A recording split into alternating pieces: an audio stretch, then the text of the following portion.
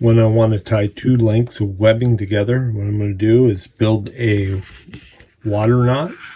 How I do that, I'm going to take one of those lengths of webbing and I'm going to tie an overhand bend.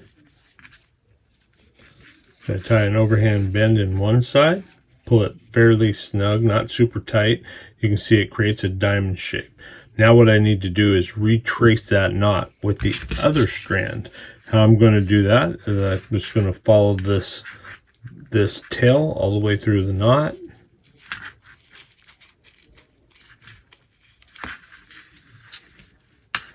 And you can see I came out there. That strand wraps around, so I'm going to follow it all the way around. Turn it over. You can see it comes back up the back side. I'm going to follow it up that way.